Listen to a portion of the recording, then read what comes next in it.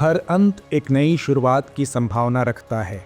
यह विचार कनाडा में जस्टिन ट्रूडो के इस्तीफे के संदर्भ में बिल्कुल सटीक बैठता है, क्योंकि वैश्विक राजनीति में उथल पुथल अक्सर नए अवसरों का मार्ग प्रशस्त करती है। वहीं कनाडा के राजनीतिक परिदृश्य में इस बदलाव का प्रभाव केवल उनके देश तक सीमित नहीं रहेगा, बल्कि भारत कनाडा संबंधों और वैश्विक शक्ति संतुलन पर भी इसका प्रभाव पड़ेगा। ऐसे में यह जानना अत्यंत आवश्यक है कि क्या कनाडा के प्रधानमंत्री के इस्तीफे से भारत कनाडा संबंधों में एक नया अध्याय शुरू होगा। इस बदलाव के पीछे के राजनीतिक और आर्थिक कारण क्या हैं और भारत को इस अवसर का लाभ कैसे उठाना चाहिए। आइए इन्हीं सवालों के जवाब इस वीडियो में खोजने का प्रयास करते हैं।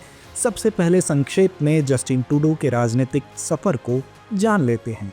जस्टिन ट्रूडो का राजनीतिक सफर कनाडा की आधुनिक राजनीति में एक महत्वपूर्ण अध्याय है। 1971 में मॉन्ट्रियल में जन्मे ट्रूडो कनाडा के पूर्व प्रधानमंत्री पियरे ट्रूडो के पुत्र हैं। शिक्षा के क्षेत्र में उन्होंने ब्रिटिश कोलंबिया विश्वविद्यालय से साहित्य में स्नातक और टोरंटो विश्वविद्यालय से कानून में डिग्री प्राप्त की। राजनीति में प्रवेश करने से पहले उन्होंने शिक्षा और युवा विकास के क्षेत्रों में काम किया। 2013 में उन्होंने लिबरल पार्टी में प्रवेश किया और 2013 के संघीय चुनावों में पोर्ट माउंटबेटन निर्वाचन क्षेत्र से चुने गए।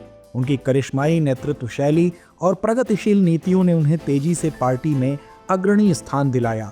2015 में लिबरल पार्टी ने बहुमत से चुनाव जीतकर ट्रूडो को कनाडा का प्रधानमंत्री बनाया। उनके कार्यकाल में उन्होंने टैक्स कट, क्लाइमेट चेंज नीतियों और सामाजिक न्याय के मुद्दों पर जोर दिया। ट्रूडो ने महिलाओं की प्रतिनिधित्व बढ़ाने के लिए सरकार में अधिक महिलाओं को शामिल किया और समलैंगिक अधिकारों का समर्थन किया। हालांकि उनके शासनकाल में भी कई चुनौतियां सामने आईं, जैसे कि इमिग्रेशन नीतियों पर विवाद, आर्थिक असमानताएं और विदेशी हस्तक्षेप के आरोप। वर्ष 2023 तक ट्रूडो ने कनाडा की राजनीति में अपनी महत्वपूर्ण भूमिका बनाए रखी है, लेकिन आगामी चुनाव में उनकी पार्टी की स्थिति पर ध्यान केंद्रित किया जा रहा है। दरअसल कनाडा में राजनीतिक परिदृश्य पिछले कुछ वर्षों में जटिल और चुनौतीपूर्ण बना हुआ है। ट्रूडो की लिबरल पार्टी को इमिग्रेशन नीति, महंगाई और आर्थिक अस्थिरता जैसे मुद्दों पर आलोचना का सामना करना पड़ा है।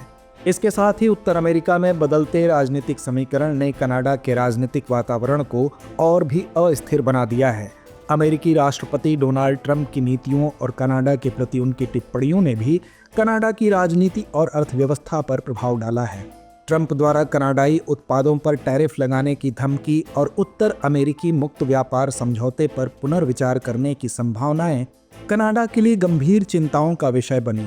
इन परिस्थितियों में ट्रूडो के इस्तीफे ने राजनीतिक और कूटनीतिक स्तर पर कई सवाल खड़े किए हैं।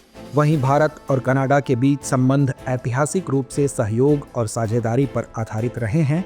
दोनों देश G20, कॉमनवेल्थ और संयुक्त राष्ट्र जैसे बहुपक्षीय संगठनों में सदस्य हैं और आपसी हितों के विभिन्न क्षेत्रों में सहयोग करते रहे हैं। आर्थिक दृष्टि से भारत और कनाडा के बीच व्यापारिक और निवेश संबंध महत्वपूर्ण हैं। कनाडा भारत को ऊर्जा और तकनीकी क्षेत्र में सहयोग प्रदान कर सकता है, जबकि भारत अपनी उभरती अर्थव्यवस्था और जनसांख्यिकीय लाभांश के कारण कनाडा के लिए एक आकर्षक भागीदार है। हालांकि हाल के वर्षों में दोनों देशों के बीच संबंधों में तनाव देखने को मिला है। खालिस्तानी आंदोलन के कारण भारत कनाडा संबंध जटिल हो गए हैं। कनाडा में खालिस्तानी समर्थकों की गतिविधियों और भारतीय राजनयिकों के खिलाफ हिंसा ने भारत को कठोर प्रतिक्रिया देने पर मजबूर किया है। इन मुद्दों पर कनाडा के निष्क्रिय रुख ने दोनों देशों के बीच विश्वास की कमी को बढ़ावा दिया है। हालांकि राजनीतिक बदलाव के साथ भारत और कनाडा के बीच संबंधों में सुधार की संभावनाएं उभर सकती हैं। यह बदलाव भारत के लिए कूटनीतिक और आर्थिक संबंधों को पुनर्स्थापित करने का एक अवसर हो सकता है। जानकारों के अनुसार भारत के लिए यह समय महत्वपूर्ण है। वह कनाडा के नए नेतृत्व के साथ संबंधों को मजबूत करने के लिए रणनीतिक दृष्टिकोण अपनाए। सबसे पहले भारत को कूटनीतिक प्रयासों को बढ़ावा देना चाहिए। उच्च स्तरीय वार्ताओं और संवाद के माध्यम से दोनों देशों के बीच विश्वास बहाली आवश्यक है। भारतीय राजनयिकों को कनाडा के नए नेतृत्व के साथ निरंतर संपर्क बनाए रखना चाहिए, जिससे दोनों पक्षों के बीच की गलतफहमियों को दूर किया जा सके। साथ ही भारत के लिए कनाडा में भारतीय छात्रों और प्रवासी भारतीयों के मुद्दों पर भी ध्यान देना आवश्यक है। कनाडाई विश्वविद्यालय भारतीय छात्रों के लिए उच्च शिक्षा के लोकप्रिय केंद्र हैं, लेकिन हाल के वर्षों में वीजा नियमों में अनिश्चितता ने छात्रों के लिए कठिनाइयां उत्पन्न की हैं। भारत को कनाडा के साथ इन मुद्दों पर संवाद करना चाहिए और समाधान निकालना चाहिए। हालांकि भारत कनाडा संबंधों में सुधार के लिए कई चुनौतियां बनी हुई हैं। खालिस्तानी आंदोलन जैसे संवेदनशील मुद्दों पर कनाडा का रुख भारत के लिए चिंता का विषय बना रहेगा। कनाडा की आंतरिक राजनीति, अस्थिरता और वैश्विक भू राजनीतिक दबाव भी भारत कनाडा संबंधों को प्रभावित कर सकते हैं। इन चुनौतियों को ध्यान में रखते हुए भारत को अपनी कूटनीतिक नीतियों में लचीलापन और सक्रियता बनाए रखनी होगी, क्योंकि कनाडा में राजनीतिक बदलाव भारत के लिए संभावनाओं और चुनौतियों का मिश्रण है। ट्रूडो के इस्तीफे के बाद भारत के पास अवसर है कि वह कनाडा के साथ अपने संबंधों को पुनर्स्थापित करे और उन्हें नई ऊंचाइयों तक ले जाए। यह भारत के लिए आवश्यक है कि वह इस अवसर का सही उपयोग करते हुए अपने कूटनीतिक, आर्थिक और सामाजिक संबंधों को सशक्त बनाए। आने वाले समय में भारत को कनाडा के साथ अपने संबंधों को मजबूत करने के लिए उच्च स्तरीय संवाद, व्यापारिक सहयोग और रणनीतिक साझेदारी पर जोर देना चाहिए। भारत सरकार को चाहिए कि वह कूटनीतिक प्रयासों को तेज करे और दोनों देशों के बीच विश्वास बहाली के लिए ठोस कदम उठाए।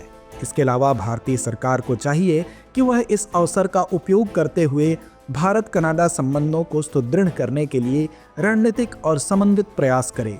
यह न केवल द्विपक्षीय संबंधों को मजबूत करेगा, बल्कि वैश्विक स्थिरता और विकास के लिए भी महत्वपूर्ण होगा। भविष्य में भारत को अपनी कूटनीतिक नीतियों में संतुलन और सक्रियता बनाए रखते हुए ऐसे सहयोगों को प्रोत्साहित करना चाहिए जो दोनों देशों के लिए लाभकारी हों। तो व्यूवर्स, चर्चा को यहीं विराम देते हैं और नोट करते हैं आज का सवाल। भारत कनाडा संबंधों में कनाडा के प्रधानमंत्री के इस्तीफे के पश्चात कौन कौन से कूटनीतिक और आर्थिक कदम उठाए जाने चाहिए ताकि दोनों देशों के बीच सहयोग को पुनर्स्थापित किया जा सके।